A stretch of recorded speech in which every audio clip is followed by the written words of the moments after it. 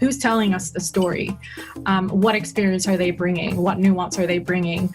And I think that feeling it sort of crescendoed, and then it reached a peak during the Arab Spring, when I was based in Dubai and worked at Bloomberg News. And of course, there was this like surge of interest in the Arab world, and so many Western media outlets were, sending reporters over to cover the region. And I was at the time very much drawn to local coverage, local reporters, stories that were coming from, on the ground in Syria and in Cairo and elsewhere. And I had this list of names of journalists. I was sort of obsessively like looking at who was doing what from where, because I was actually monitoring. This Google Doc? Yeah, a Google Doc, because I was actually monitoring the media for Bloomberg News. That was part of my job, because we couldn't be on the ground, or I couldn't be on the ground. So I was kind of looking at it from afar, and also just following with the understanding that we can't get that story ourselves, so we need to be following locals. So many of the women in the book actually are women whose work that I followed closely during the Arab Spring.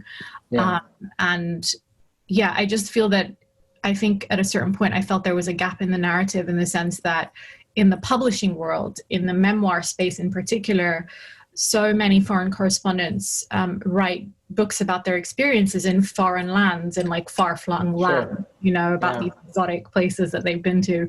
A lot of that is really good work. That's not to diminish that work, but my feeling was always that, well, if you have these women on the ground doing this incredible reporting, I want to hear about their stories, because the stakes for them are so much higher. Their sources can be like people in their own community, their friends, their teachers, their lovers, as one of the authors puts it, Zainab Hayem, beautifully in her essay. That's a very, very long-winded answer. But I wanted to actually give that, because I really do think that sort of my cultural upbringing really did lead me to that point, because I do firmly have a foot in the Western world, and I also have a foot in the Arab world. And because I have that dual identity, I was able to sort of spot gaps and to use my privilege to really to focus on this gap in the narrative and try to do something about it. So it's really interesting, because when I look at the book, and I'm curious if you see it the same way, for me it seems like a call to action to Western outlets to say, we have really good journalists on the ground already. These people are available. Why would you ever use a foreign correspondent from wherever? Am I wrong from that perspective? Like, is it a really call to action, or sort of a... It's definitely not wrong what you're saying, but I wouldn't say that it's a call to action to particular, like to a particular segment of the media.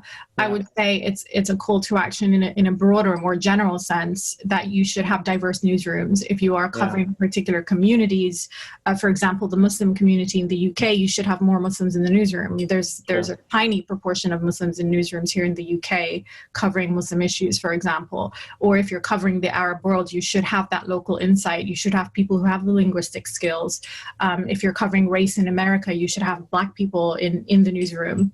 So that's my feeling, is that you need that diversity in newsrooms. So certainly that was a call to action. It gets the lines get a bit blurry here, because a lot of the reporters in the book do already work for Western media outlets. Or they were stringers, for example, for these outlets, and then worked their way up until they were taken seriously. Or they were actually stringers, where Western media outlets would tap into their expertise, but would not necessarily give them the credit that a foreign correspondent might get, right? Which is, I think, quite common in journalism, where the fixer is like giving you a lot of the intel and doing the logistics for you. And a lot of the time they can't even reveal their identities, because they have to protect their identities. So it gets a little bit more blurry there, but I will certainly say, yes, that I do think that coverage historically over the decades had been quite skewed when it comes to coverage of the Arab world in the Western media, but there have been strides forward in the past, particularly the past 2-3 years, where we're seeing more Arab women take on leadership positions. For example, Rula Khalaf at the Financial Times, she wrote an essay in this book. Just recently, a couple of days ago, a Lebanese Trinidadian woman, forgot her first name, Nasser is her surname, was promoted to editor of Harper's Bazaar, which is obviously a sort of a towering magazine in the beauty, in the glossy magazine world. Samira Nasser, thank you, Dima. I appreciate that. Yeah, so, there are strides forward. And I think, for example, a lot of the women in the book, like, they bring that expertise of sort of having the dual nationality and having the linguistic skills and bringing that nuance into those newsrooms. So I think there's more of an awareness there. What I liked about the book, and just if we didn't say it already, there's 19 essays. They're all written by Arab women who've reported primarily on conflict, but on much more than conflict, but primarily on conflict in the Arab world. And what I think is striking about the book is that it's intergenerational, right? So it's not all 32-year-old journalists who were born in 1985. This is what they have to say, right? So I'm curious to see if you had any comment as an editor who was editing all these pieces.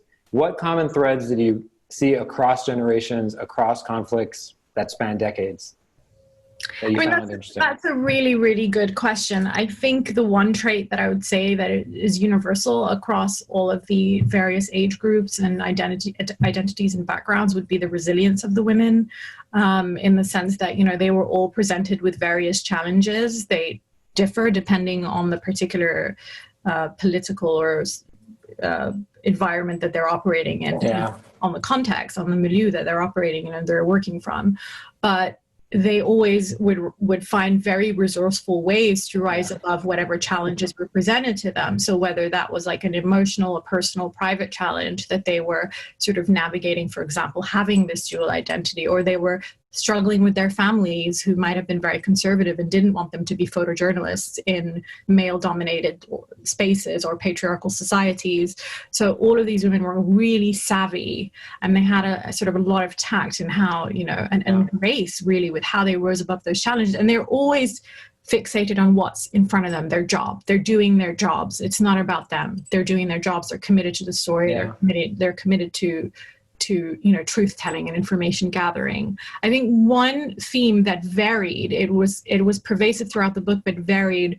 It diminished, I think, as the women got older, it diminished slightly, is guilt. I think a lot of women sort of experienced different levels of guilt with having to contend with their own privilege. And I found that ironic myself, because I considered myself to be so privileged to have a Western passport and to have to have been brought up not to have been brought up in a war zone, for example, and not to have navigated certain challenges that a lot of these women experienced. And I felt guilty because I was thinking, well, I'm so sort of lucky compared to so many of these women who are actually going through trauma.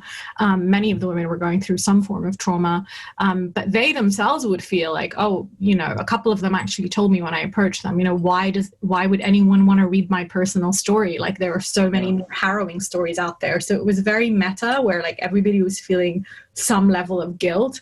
But I feel like the older the reporters got, it's almost like the more secure they were with some of those issues that they might have struggled with when they were younger. And I found that to be quite interesting.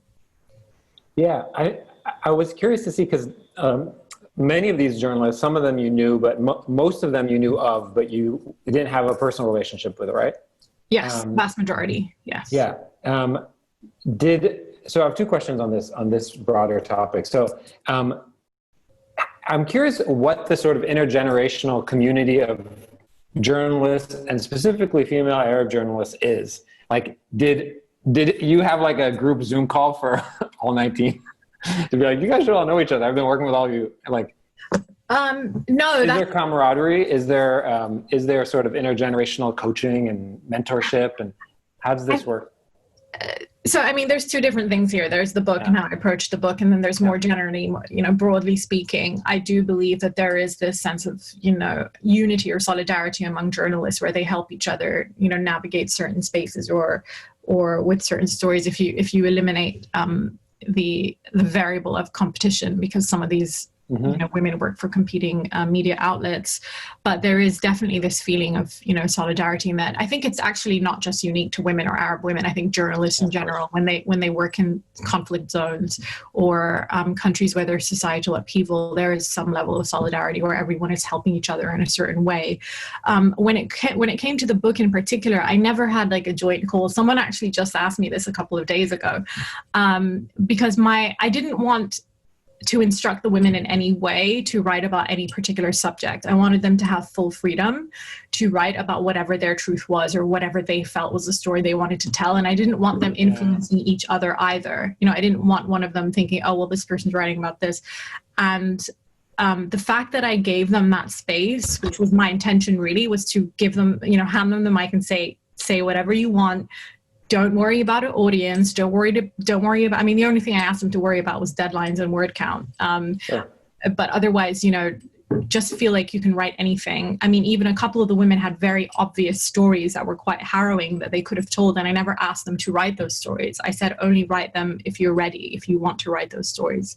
So I think that approach actually really helped, because the essays were actually very, very unique. There might have been common threads, but each story is incredibly unique, and each woman, how she responded to the various challenges. And and I was sort of astounded by just how layered the various essays were. And it's funny that you asked this question, because at one point when I was trying to secure a publisher for this book, a publisher expressed a little bit of concern and said, oh, well, if you have this many, women, they're all, from the same region, they're all going to be writing about the same thing. Yeah. And I was I usually would never comment on something like that, but I was just horrified by that, because this book was about precisely the opposite of that, right? Which is, it's just, everybody has their own truth and their own unique experience, and particularly as a reporter too. So I want to switch gears for a second and go back to your education, and particularly the idea of university journalism. And I imagine that through publishing this book, you've spoken to a lot of younger journalists, people who are interested in getting into the field.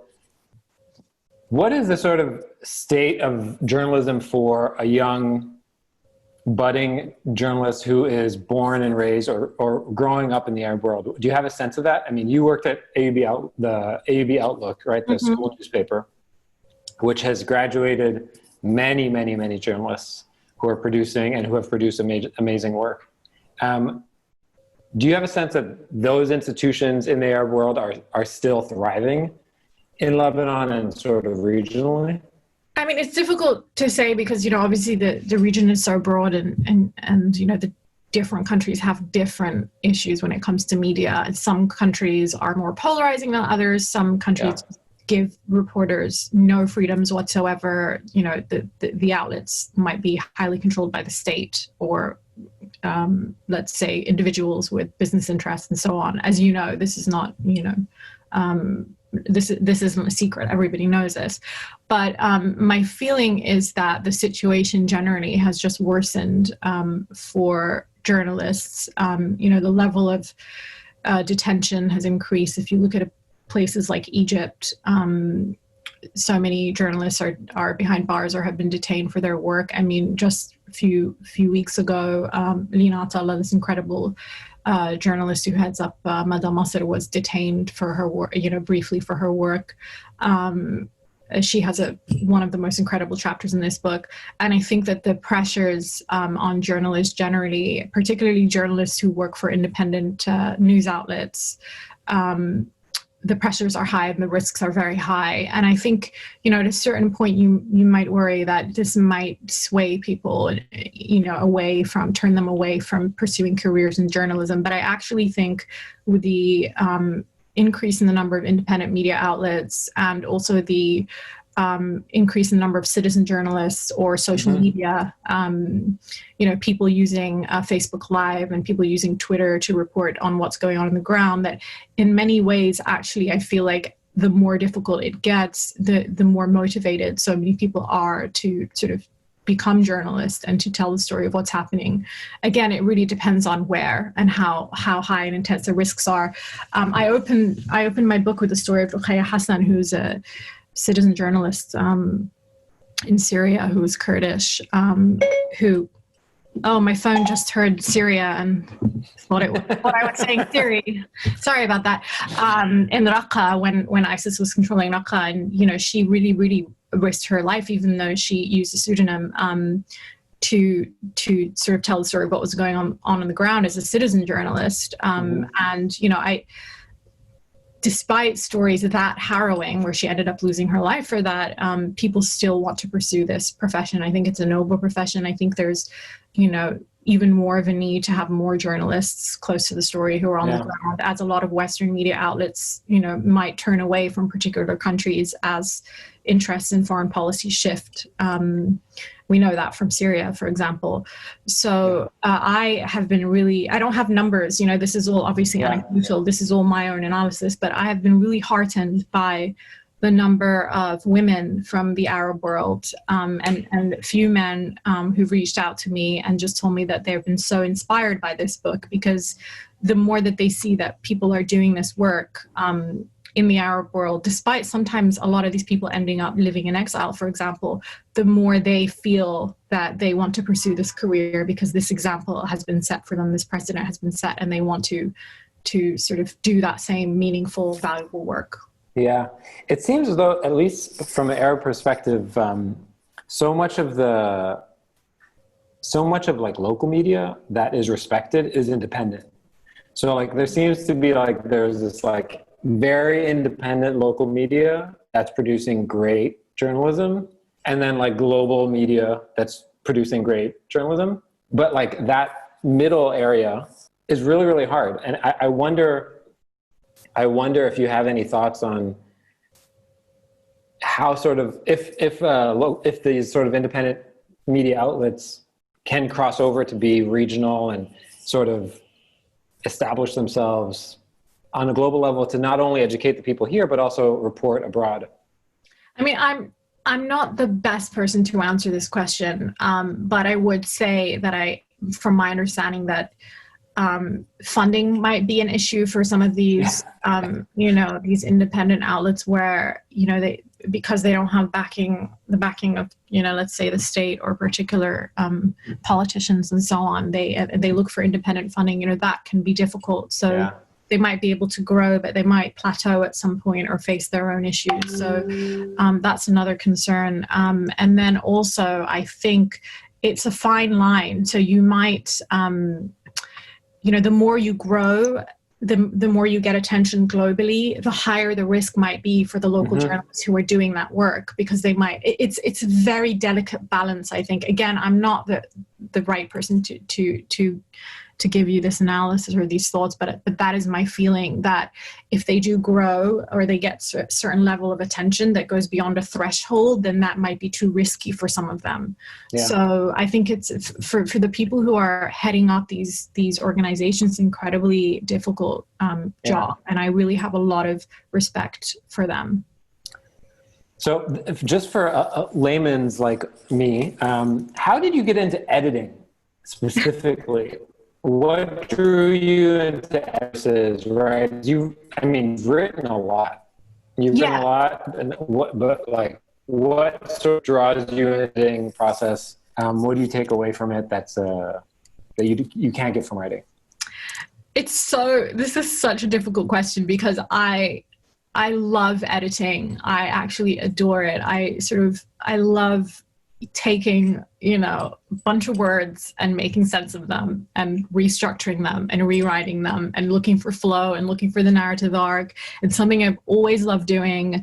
When I was editor at Outlook, it wasn't just about sort of heading up a newsroom. It was also about like taking the story and figuring out the best angle and the best headline. And, you know, that for me is part of like the appeal of journalism, which is, you know, to rework stories or to, you know, give something a particular edge or to improve the quality of it, is something I've always loved doing. That said, it's a double-edged sword, because, you know, sometimes it can be, you know, sometimes you just want to be the one writing, you know, because I do also really enjoy writing, but I think my strength is actually in editing. If anything, I'm constantly also editing myself, you know, like I'll turn away from something I've written and come back 10 minutes later and be like, oh, this is awful. Put my editor hat on. It's not that I ever thought I want to be an editor. It's just always that I think my strengths just came out in particular settings. For example, even when I was at Bloomberg, I started off as a reporter, and I was always like sort of pushed in the direction of editor. Yeah. And then with this book in particular, I think it's sort of more of a unique situation in which, you know, I didn't feel that my story compared in any way, or my reporting compared in any way to the reporting that these women did. Yeah. And I felt that my strength would be as an editor in this particular case, because, you know, I was aware of that gap in the narrative. I wanted to do something about it. And I also knew, you know, who was doing this excellent work across the region, who had, you know, particularly good writing skills or storytelling skills. And that's also a part of editing, right? It's sort of like thinking holistically about whatever project you're working on, whether you're heading up a newspaper or you're editing a book. And it's something that really brings me joy and great fulfillment also, to be working with people and to be mentoring people. So mentoring is, I would say, part of editing too. So I developed quite strong, positive relationships with so many of the women that I worked with in this book, like who I'd never met. And then within weeks, you know, a couple of them were like, I love you. For sure. You know? And I just love that, you know, the feeling of like, you're working together, you're a team, and you're raising the level and the quality of a very important piece of writing. Yeah. So, you know, I love both, but I think probably my strength, is more in editing. How do you balance wanting to report on the A1 story, which is in the Arab world is often conflict, and wanting to report on every other, the stories on every other page, right? So the dominant story in the Arab world is usually one of conflict or economic collapse, sadly, a political story. But the types of stories you've written are really like run the gamut. So how do you balance those interests? You know, how do you also change the narrative around what this region is kind of about? I mean, my feeling is, you know, you do what you're good at, and you do what you feel is important. And, you know, if you have a job at a certain newspaper and you have to write the A1 story because there's a certain, you know, conflict that's brewing or certain political development, then you do it. That's your job. I've had more flexibility because, you know, I did work at Bloomberg where I covered markets and finance, and I was quite self-deprecating at the time because that was never my passion. I was never passionate about markets, but I would always find, you know, sort of stories to write that I would find interesting in a way. Like I remember I wrote about alternative film or something like that. I would always find like some cultural story to go with. And if you see from this slide here, actually all of these stories are cultural. And thank you for putting together this slide, because as I said, I've never seen my work in this format. It's pretty overwhelming. I mean, I wrote about, you know, Omali in Cairo because that was my favorite dessert. And I'm like, okay, well, I think that this has a fascinating history. And I went to Cairo and I wrote a feature about it for Vice. So, and that's, you know, the Sukun essay there is an essay about my grandfather. 500 cameras for 500 children. I must have written that like 12 years ago. That was about a photo exhibition about Palestinian refugee camps in Lebanon. I mean, the BBC one is a bit left field because I was doing business work there, but, you know, I found a way into the Middle East. At the time I was actually on the business desk for the BBC in the UK.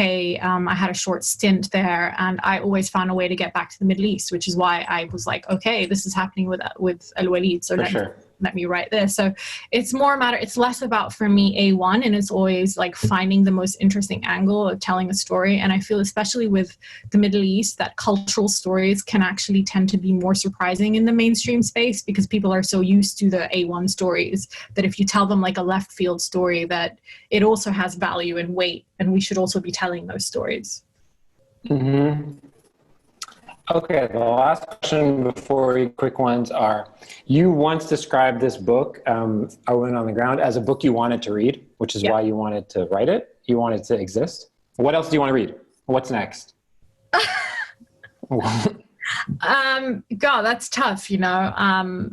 I can say that I'm working on a project about cultural history. I'm fascinated in the cultural history of the Middle East. So anything to do with an aspect of Middle Eastern cultural history that is surprising would would be an area of interest for me. Also just stories from any group of people or communities across the Middle East who are struggling or are most vulnerable, whose voices don't get heard enough in the mainstream media or publishing space. I would be open to doing another anthology as well to collect those voices. My feeling is always that it's better for the story to come from those people rather than me writing about those people, for example. Yeah. So I would hope to see more books like the one that I edited, which sounds ridiculously narcissistic, but more of the same. Okay, a really quick fire before we open it up to everybody. Okay, so the first question is, what are you reading or watching right now that may be of interest? Yeah, so I'm reading a book called Friday Black by an American author called Nana Kwame Adjei-Brenyah. It is... it's his debut book. It's a collection of short stories about race in America that's really dark and really satirical. I love dark humor that deals with very hefty subjects. And the title of the book is like a play on Black Friday because he used to work in a mall, and there's a chapter about Black Friday in America. Great. So I'm watching Last Dance on Netflix, which is about Michael Jordan in Chicago. Michael Jordan. Yes. Who would you love to shadow for a day, past or present? So it would be present, and it's probably super obvious, but I would say an epidemiologist or a virologist, like someone working on a COVID-19 vaccine. I would just be so fascinated to see the behind the scenes work on that. Cool. Maybe even shadow Tedros, the Director General of the WHO. What do people most misunderstand about your work? I think my feeling in particular with Our Women on the Ground is that people thought that, I was presenting this to a Western audience, and I was preoccupied with what the Western audience thinks about this journalism. And for me, it was never about that. It was about the work that the women were doing themselves, and it's about the story that I'm presenting rather than the audience. So I'm less fixated on the audience and more fixated on the importance of the story. Mm-hmm. Great. And whose work do you admire or are inspired by? So 2 people, and they both happen to be really good friends besides all the women in the book, because I admire and love them all. One of them is Lina Ajailat, who is one of my best friends, and she heads up Hibber in Amman, and I'm constantly inspired by her work. She does the most incredibly authentic journalism. And even though we're best friends, I'm just always in awe of her work. So I had to put that out there. I hope Lina's on the call. She is on the call. Okay. Second person is also a really good friend. Her name's Azadeh Mouaverneh. She's an Iranian-American journalist who wrote a book called Guest House for Young Widows Among the Women of ISIS. She's incredibly courageous. She decided that she wanted to tell the stories of the women who join ISIS, which is an incredibly contentious and taboo topic, particularly in the United Kingdom. And she did it, and she did it so well. And I'm really inspired by women who do that sort of work. Amazing. Okay, so before we open it up, I'm going to put up your social things in case anybody doesn't follow you already or wants to tag you. That's your Instagram and Twitter. All right, let's open it up to everybody else. So let's start off with Maria. Maria, do you want to unmute yourself? All right, great. So first of all, thank you to Zahra for a really amazing presentation, and to you, Mikey, as well, for hosting it. The question that I was kind of interested in was just in terms of writing and kind of finding inspiration. It almost seems like there's such a wealth of topics to tackle, and there's so many perspectives to take on. It's almost intimidating to even begin sometimes.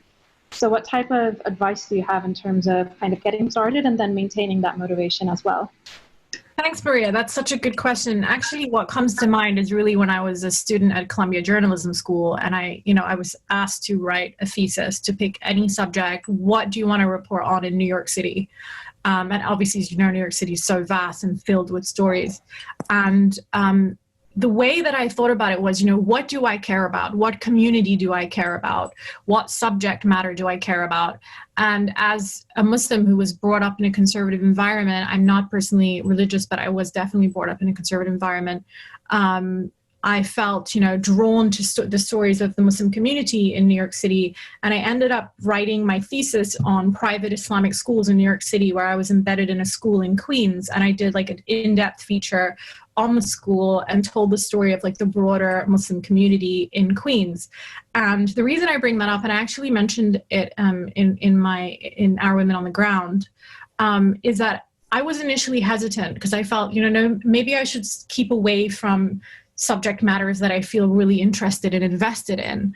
And my mentor at the time, David Claytell, the late David Claytell, he actually told me, you really need to pursue what you're passionate about. If you're going to write a story, you need to pursue, you shouldn't be avoiding what you're passionate about because you're worried about bias. If you maintain the highest journalistic standards in what you're writing about and what you're doing, that is what should concern you the most. No matter how vast it feels, if you're passionate about it, go for it. That's my advice. And that has really defined my career, focusing on the communities and the cultures that I care about, or that I know the most about, I would say. Thank you for that question. Great, thanks, Maria. Rami, you're up next.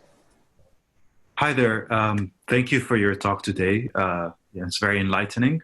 I just wanted to ask you sort of for advice for myself and people that might be in my position where, I'm sort of in my late-ish 20s. I've studied, I've worked in different fields, but the thing is I also had a bit of a passion for writing and journalism. And, I used to do that on my side, but not a whole lot of like tangible experience. What advice could you give for someone who might be interested in entering that field a bit late in the game? Well, firstly, I'll tell you, it's never too late. And secondly, it's not uncommon to have a day job that is not necessarily your passion. I work for a social media company in news, but I'm not in like a traditional media outlet. And actually, I worked for many years in a corner of journalism that did not interest me in the slightest. I'm not interested in financial journalism, just gonna put that out there. And so what I used to do was I would get creative about it. So I would, for example, write book reviews because I was interested in culture. So I would start with, researching publications that might take book reviews. Hebir was one of them. It took a movie review. And I would, think outside the box. And that actually led me to Our Women on the Ground. And you might start a blog. I would say my career was propelled mainly by a blog that makes me cringe a little bit, but it was called Florence of Arabia. I didn't work for a traditional media outlet. I remember that blog. Yeah, but I worked for Bloomberg, but I wasn't writing the sort of news I wanted to for a traditional media outlet. And I set up this blog, and it actually really, really took off because, again, this ties back to what I was telling Maria. If you write what you're passionate about, and you even if you start small, even if you start with a Twitter account, even if you start with a blog, even if you start pitching for smaller publications, you're on the right track. And if you're committed to the craft of journalism, you're doing good work. Don't be thinking, I need to get into the New Yorker. I always say start small and think really big. And that's how, the inception of this book was with a small idea, but, thinking really, really big and working hard on it. So I would say, don't try to skip through hoops. Take your time and do things gradually, and you'll get there. Your age does not matter. It really does not matter if you're committed to the craft. I'm very happy to hear that. Thank you very much. Of course, Ronnie. Thank you. Zahra, do you know the Florence of Arabia joke? No, I don't. Okay, so Peter O'Toole on the set of Lawrence of Arabia turned to he was getting his makeup done, and he turned to Dave. He said, "David, how does my makeup look?" And he said, "If you looked any better, this film would be called Florence of Arabia." I should know that. You should know that. That should be a joke that I should know based on, thanks for that. That's a good one, Mikey. Thanks. Okay, so Amanda, you're up next. Cool. Thanks, Mikey. Thanks, Zahra. Just before I ask my question, we actually have a mutual friend, Karim Shayib. Oh, yeah. Big fan of Karim. He's heading up the Public Source, which is one of those amazing independent outlets that I was talking about. Yeah. He's the one who turned me on to your book. My question was, have you seen journalism change because of COVID-19? And I was thinking more in certain Arab countries where a lot of lockdown regulations have been like stricter than, let's say, London, where, let's face it, it's been a bit of a shit show. Yes. I'm just wondering what your thoughts are on that.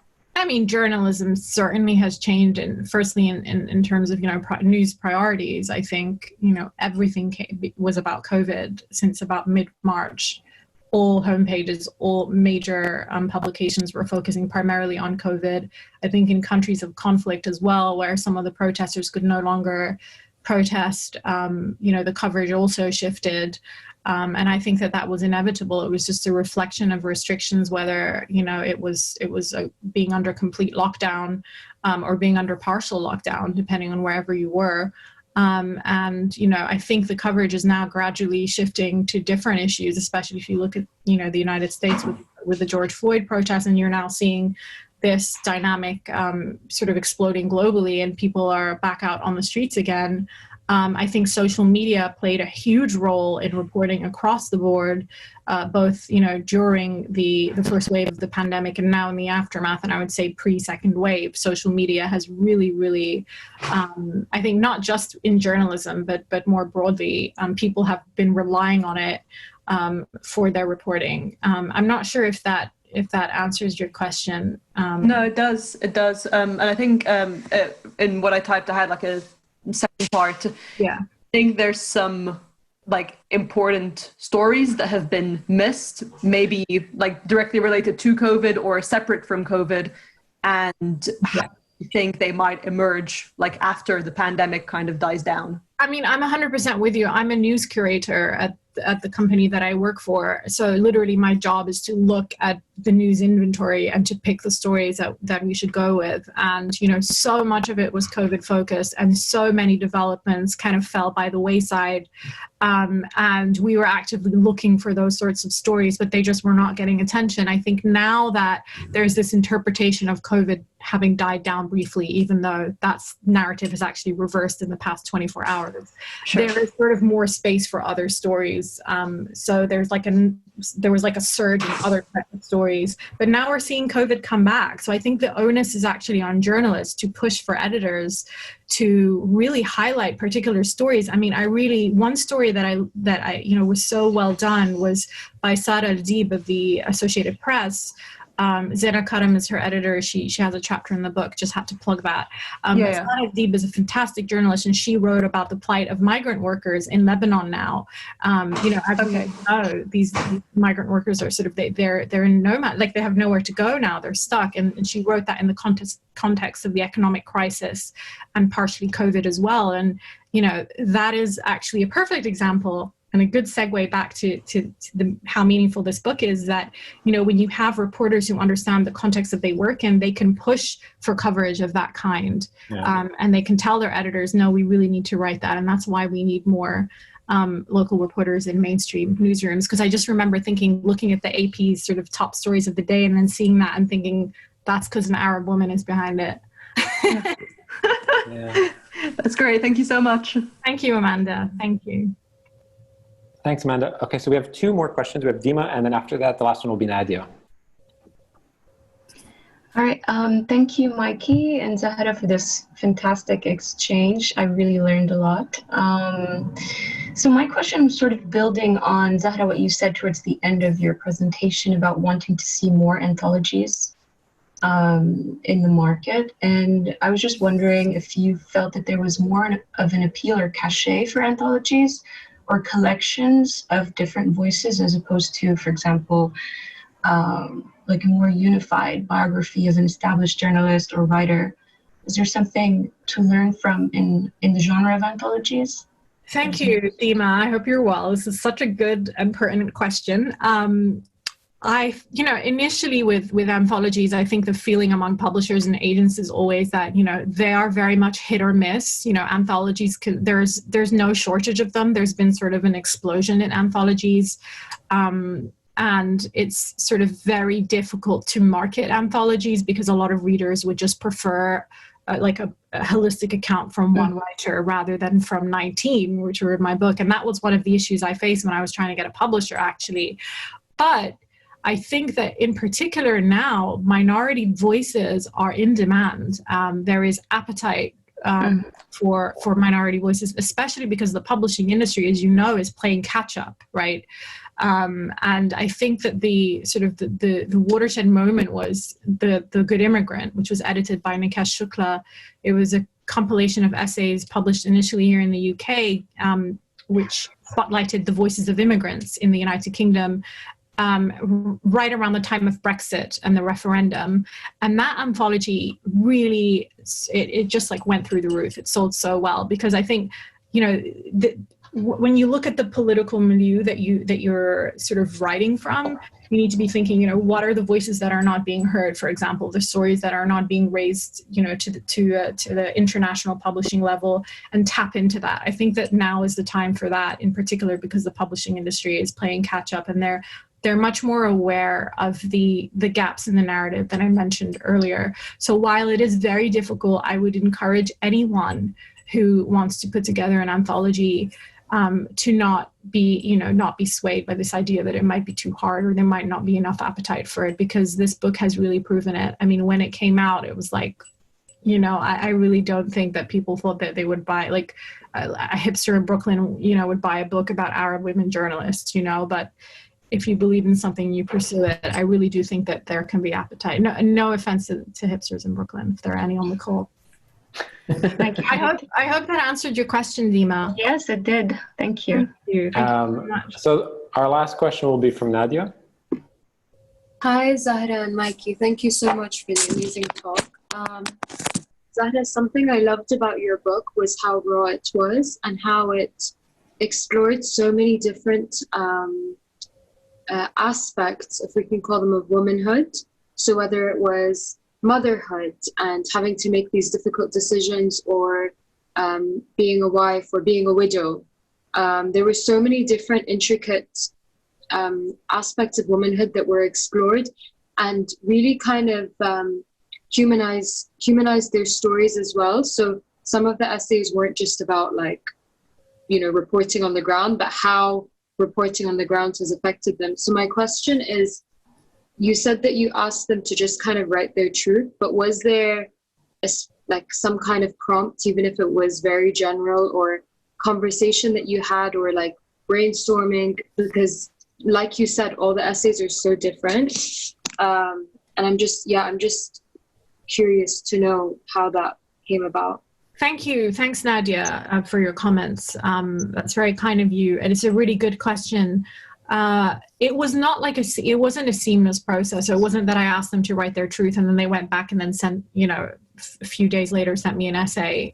It was actually a protracted process with many of the women, particularly the women who were experiencing some form of trauma. It wasn't even PTSD. I mean, a lot of these women were still on the field, so they were still exploring their own stories, and I asked them to take a step back from those stories and to figure out what story they wanted to tell. So I had to be very, very sensitive with these women. One of them, who I won't name, over a period of 6 months, she must have sent me about 20,000 words, which were stream of consciousness. Like, she'd have a nightmare, she'd wake up in the middle of the night and like send me 500 words. And then, you know, after all of that came in, like, I would get on the phone with her, I'd get on Messenger with her, and I'd look at all of that information and I would say, okay, you know, I see this story. Is this something you're comfortable with writing? Can we go in this direction? A couple of others, you know, they were dealing with grief, with actual grief and loss, and they needed a lot of time. And I never instructed them, for example, to write about the grief that they'd endured or suffered from. They took their time, but they wrote about it. And they often asked me for guidance and for help. And that's how I think I developed really close bonds and relationships with so many of the women, because they were opening up to me. A lot of what they told me on phone calls or on Messenger or an email, they didn't write in the chapters. We just sifted through everything together until they decided, okay, this is what I'm comfortable with. And there was a lot of back and forth. I think with only maybe 3, 4 of the essayists, it was sort of a very easy process, but most of them, vast majority of them, it was a lot of back and forth. And on the subject of womanhood, I'm really glad you say that, because I never said, hey, write about how patriarchal your society is. You know, some of them don't even, a couple of them don't even touch on womanhood at all, or being women. So I appreciate that you noted that. Zahra, thanks so much again for your time. Thank you. Thank you everybody for joining the call. I hope you're all staying safe, and thanks, Mikey, for having me. Yeah, this was really, really nice. Thank you. Thanks so much.